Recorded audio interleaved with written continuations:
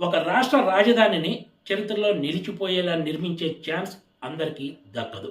తొలిసారి వచ్చిన ఛాన్స్‌ను మిస్ చేసుకున్న టీడీపీ అధినేత ఆంధ్రప్రదేశ్ ముఖ్యమంత్రి చంద్రబాబు నాయుడుకి అమరావతి మరో ఛాన్స్ ఇచ్చింది. ఆంధ్రప్రదేశ్ ఆర్థిక కష్టాల్లో ఉన్న ఈసారి మాత్రం చంద్రబాబుకు రాజధాని నిర్మాణ విషయంలో వాతావరణం అనుకూలంగానే ఉన్నట్లు స్పష్టంగా కనిపిస్తోంది. ఇప్పుడు కావాల్సిందల్లా పర్ఫెక్ట్ ప్లానింగ్, పర్ఫెక్ట్ ఎగ్జిక్యూషన్ మాత్రమే. ఇదే ఇప్పుడు చంద్రబాబు సర్కార్ సమర్థతకు ఒక సవాల్గా మారనుందని అధికార వర్గాలు వ్యాఖ్యానిస్తున్నాయి.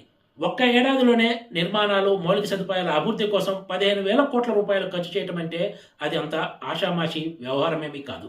ఈ మొత్తం ఖర్చు కూడా ఒక్క రాజధాని అమరావతిపైనే చేయాలి.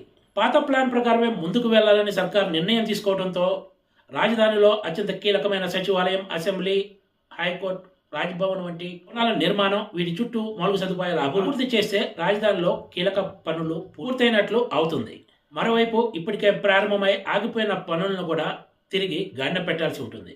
తాజాగా కేంద్రం ప్రకటించిన బడ్జెట్లో ఆంధ్రప్రదేశ్లో అమరావతి అభివృద్ధి కోసం 15,000 కోట్ల రూపాయలను సమకూర్చే ఏర్పాటు చేస్తామని ప్రకటించిన విషయం తెలిసిందే.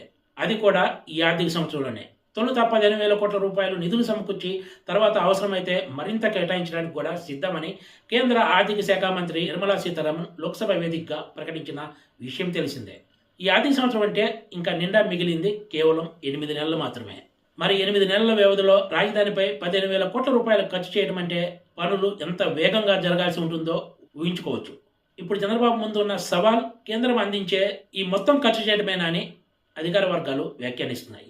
కేంద్రం నుంచి వచ్చే సాయంతో తొలి ఏడాదిలోనే రాజధాని అమరావతిలో కీలక నిర్మాణాలన్నీ పూర్తి చేస్తే రాబోయే సంవత్సరాల్లో మిగిలిన పనులు పూర్తి చేయడానికి మరింత వెసులుబాటు దక్కుతుంది. అంతేకాదు, ఒకవైపు రాజధాని పనులు అత్యంత వేగంగా సాగితే ఇప్పటికే అక్కడ భూములు దక్కించుకున్న ప్రభుత్వ రంగ సంస్థలు కూడా తమ తమ కార్యాలయాల నిర్మాణ పనులు ప్రారంభించడం ఖాయమని చెప్తున్నారు. 8 నెలల కాలంలోనే ఒక రాజధానిపై 15,000 కోట్ల రూపాయలు ఖర్చు చేసే అవకాశం వస్తే ఆంధ్రప్రదేశ్లో యాక్టివిటీ జోరందుకోవటం ఖాయమని చెప్పొచ్చు. మన ఈ రాజధాని పనులను చంద్రబాబు నాయుడు ఈ ఆర్థిక సంవత్సరంలో ఎంత మేర పూర్తి చేయగలుగుతారో వేచి చూడాల్సిందే. Please subscribe TGTV.